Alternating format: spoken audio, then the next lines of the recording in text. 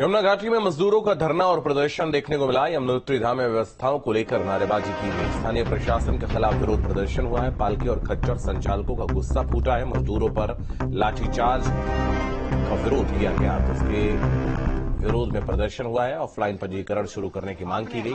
यमुनोत्री धाम से धारा 144 को खत्म करने की मांग की गई है। और देख सकते हैं मजदूरों की शक्ति अपना शांतिपूर्वक ढंग से परिचय दे रहे हैं।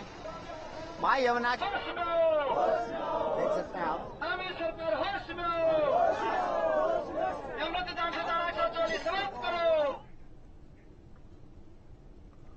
आपने सुना होगा कि एक सिक्के के दो पहलू होते हैं। तो ऐसे चारधाम यात्रा का एक पहलू तो आपने देखा जिसमें श्रद्धालुओं की भीड़, यात्रा रूट पर लगा जाम सामने आया।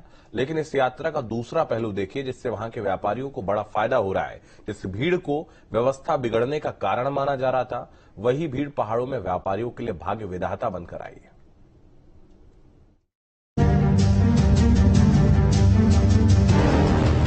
उत्तराखंड में इन दिनों चारधाम यात्रा के लिए रिकॉर्ड तोड़ श्रद्धालु पहुंच रहे हैं। 10 मई से शुरू हुई यात्रा में अब तक श्रद्धालुओं की संख्या 10 लाख से ऊपर निकल गई है।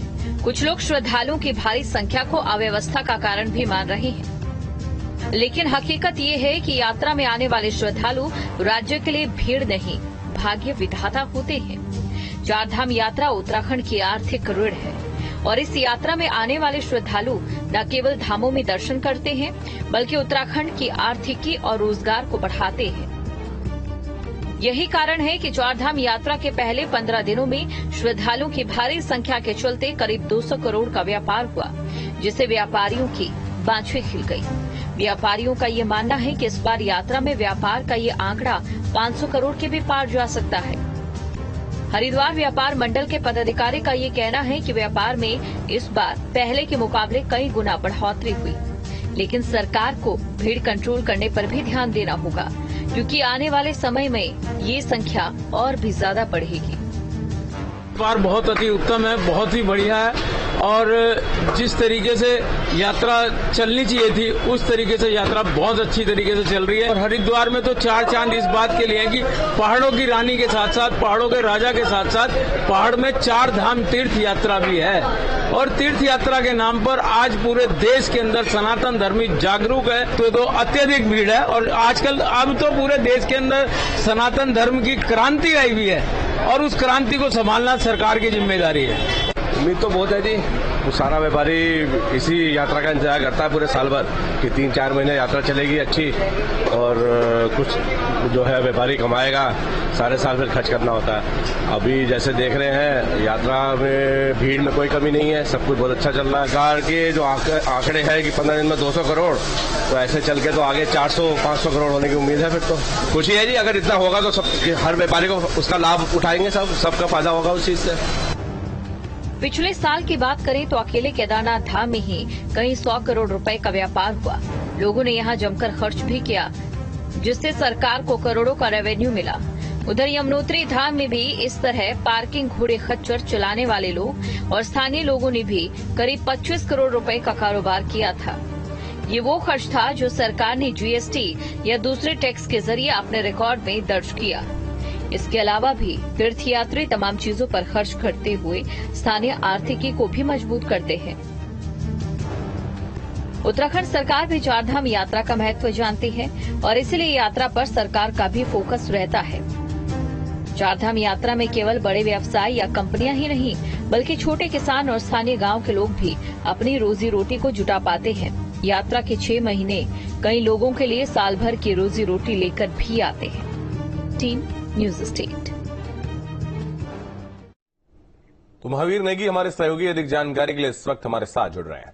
महावीर, एक तरफ जो रुख नजर आता है कि चारधाम यात्रा को लेकर तमाम अव्यवस्थाएं हैं, लोग काफी परेशान हैं, लेकिन दूसरी पहलू की अगर हम बात करें तो वो ये भी है कि जो व्यापारी हैं उनको काफी हद तक जो है लाभ भी पहुंच रहा है, जिसमें कि कहीं ना कहीं जो स्थानीय व्यापारी है उसके चेहरे खिलते हैं लगातार। हालांकि लगातार इसकी शिकायत जरूर होती है कि इतनी बड़ी संख्या की व्यवस्थाएं, जो श्रद्धालु आए हैं इतनी बड़ी संख्या में, उनकी व्यवस्थाएं क्यों नहीं पूरी हो पाई। लेकिन जब बात आती है कमाई की, रोजगार की, तो कहीं न कहीं जो व्यापारी हैं हरिद्वार से लेकर और बद्रीनाथ तक, केदारनाथ तक, गंगोत्री, यमुनोत्री सभी जगह जो व्यापारी हैं खाते उनके चेहरे इस समय खिले हुए हैं, क्योंकि अगर शुरुआती 15 दिनों की बात करें तो 200 करोड़ से भी अधिक का व्यापार यहाँ हो चुका है, जिसमें होटल है, ढाबे हैं, रेस्टोरेंट हैं, होम स्टे है, इसके अलावा घोड़ा खच्चर है और दूसरे जो गाइड हैं, दूसरे जो चीजें हैं, वो तमाम चीजों को अगर इंक्लूड की जाए तो ये कहीं ना कहीं एक अच्छा संकेत है, क्योंकि उत्तराखंड की जो लाइफलाइन एक तरह से कही जाती है, उत्तराखंड की लाइफलाइन ही इस चारधाम यात्रा को कहा जाता है। तकरीबन 105 दिनों की जो पीक पर यात्रा होती है, 105 दिनों की यात्रा को माना जाता है और इस 105 दिनों में कहीं ना कहीं इतना रोजगार उत्तराखंड के लोगों को मिलता है कि वो पूरे साल भर बैठ के खाते हैं। तो अगर ये शुरुआती दौर में इस तरह के आंकड़े मिल रहे हैं तो कहीं ना कहीं बहुत चौंकाने वाले हैं और लोगों को प्रफुल्लित करने वाले हैं। तो यही एक वजह है कि व्यापारियों के चेहरे खिले हुए हैं, लेकिन साथ ही साथ जिस तरह की व्यवस्थाएं हैं, क्योंकि इतनी बड़ी संख्या में यात्री यहाँ आए हैं, सरकार लगातार प्रयास कर रही है, लेकिन उसके बावजूद क्योंकि एक बड़ी चुनौती होता है इतनी बड़ी भीड़ को मैनेज करना, और उस मैनेजमेंट के तहत कहीं ना कहीं कुछ व्यवस्थाएं जरूर रह जाती ठीक है, बहुत धन्यवाद आपका हमारे साथ जुड़ने के लिए महावीर, तमाम जानकारी के लिए बहुत शुक्रिया। ऋषिकेश में इस साल की चारधाम यात्रा को लेकर भले ही कुछ चुनौतियां प्रशासन के सामने आई हों, लेकिन संयुक्त रोटेशन व्यवस्था समिति और होटल व्यवसायी यात्रा से काफी खुश हैं। यात्रा के दौरान परिवहन व्यवसायियों ने 16 दिन में करीब 30 करोड़ का व्यवसाय किया है। वहीं होटल इंडस्ट्री ने भी 80 करोड़ से ज्यादा का व्यापार किया है और इतना ही नहीं, आने वाले दिनों में व्यापारियों को यह आंकड़ा और बढ़ने की उम्मीद है। उत्तराखंड परिवहन महासंघ के अध्यक्ष और बस ऑपरेटर सुधीर राय ने बताया कि 16 दिनों में रोटेशन व्यवस्था समिति की सभी बसों ने मिलकर करीब 30 करोड़ का बिजनेस किया है और यह बिजनेस करीब 10 से 15 करोड़ कम है। अगर ऑफलाइन पंजीकरण पर सरकार रोक नहीं लगती तो यह बिजनेस 45 करोड़ के आसपास पहुंचता। वहीं होटल व्यवसायी शंकर नौटियाल ने बताया कि इस सीजन में बहुत ज्यादा श्रद्धालु यात्रा के लिए आए हैं। आसपास के क्षेत्र को मिलाकर करीब 2000 होटल हैं जो अभी तक 80 करोड़ का बिजनेस कर चुके हैं। लगभग औसतन अगर हम मान के चले तो तकरीबन 25 से 30 करोड़ का व्यापार लगभग संयुक्त रोटेशन के वाहनों ने कर लिया है। और जबकि अगर ये सुचारू रूप से यात्रा चल रही थी तो लगभग यही आंकड़ा कम से कम 40 से 50 करोड़ के आसपास हो जाता। तो कहीं ना कहीं इससे 40 से 50% व्यापार हमारा प्रभावित हुआ है। ये अभी 31 तक इन्होंने रोका हुआ है। अगर 31 से पहले एक मैसेज चले आता है कि भाई यात्रा खुल गई है तो संभवतः जून में कुछ व्यापार बढ़ सकता है। 4-5 लाख हम क्रॉस कर चुके हैं और निश्चित रूप से हमारा टारगेट और बड़ा है और मई जून में हम जून के महीने में हम इसे दुगना और तिगुना बनाने की पूरी कोशिश करेंगे। सरकार ने बहुत ही अच्छे प्रयास किए हैं, अपने पब्लिसिटी बहुत ही सुंदर तरीके से ये प्रदेश सरकार ने काम किया है और निश्चित रूप से और भी बेहतर करने के लिए सरकार और बुद्धिमान व्यक्ति वहां बैठे हैं, निश्चित रूप से कुछ बढ़िया ही सोच रहे होंगे। चारधाम यात्रा करने बड़ी संख्या में तीर्थ यात्री उत्तराखंड पहुंच रहे हैं। वहीं बात करें अगर चारधाम यात्रा से जुड़े व्यवसायियों की तो वह काफी खुश नजर आ रहे हैं। ऋषिकेश में रोटेशन व्यवस्था समिति ने करीब 25 करोड़ का व्यापार इस चारधाम यात्रा में अभी तक कर लिया है। वहीं बात करें अगर होटल व्यवसायियों की तो लगभग 17 से 18 करोड़ का व्यवसाय होटल व्यवसायियों ने चारधाम यात्रा के दौरान अभी तक कर लिया है। ऋषिकेश से अमित कंडियाल, न्यूज स्टेट उत्तराखंड। पंजाब दौरे पर सीएम पुष्कर सिंह धामी लुधियाना में बुद्धिजीवियों और व्यापारियों के साथ बैठक हुई। विपक्षी पार्टियां